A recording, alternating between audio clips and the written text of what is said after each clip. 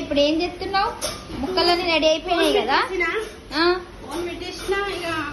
కొంచెం చల్లారిన తర్వాత ముక్కలు వేసి కలపాలి. చూసారు కదా, గి సోగంటారు. నీ పొల్లు కలిపి ఇట్లా నూనె తాలిపేసింది. తాలిపులు ఏమేమి వేసినావు అక్క చెప్పు జరంతా.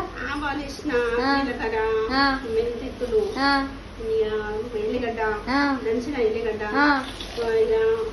నూనె మంచి కాయినాక బంద్ చేసి ఎల్లిగడ్డ ముద్ద వేసి అది పసుపు వేసిన కొంచెం.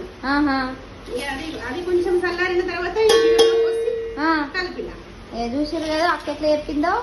ఇట్లా చేస్తా బూరిగా ఇదంతా సోగా అన్నట్టు. ఇది వేడన్నంలో కలుపుకొని తింటే ఏమన్నా మజ వస్తుందా? సూపర్ వస్తుంది. ఇట్లా టేస్ట్ వస్తుంది. ఇట్లా మేము తింటాము. చిన్నప్పుడు అయితే గిట్లే తింటుంటాం కదా అక్క మనం. మంచిగా వస్తుంది వేడన్నంలో.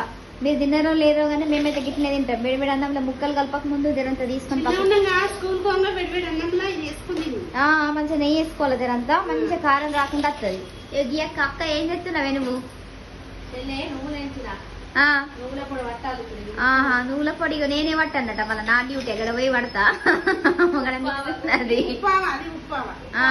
ఉప్పావా అది కూడా చూపిస్తాం మీకు. మేము ఉప్పు పెట్టుకుంటాము, ఇట్లా కారం పెట్టుకుంటాం. నాకైతే ఉప్పు ఇష్టం. మళ్ళీ నువ్వులు ఉంటాయచ్చు. ఇక నేను మళ్ళీ ఈ ముక్కలన్నీ కలిపినాక మళ్ళీ వీడియో తీస్తా. ఏమరు ఉంటా.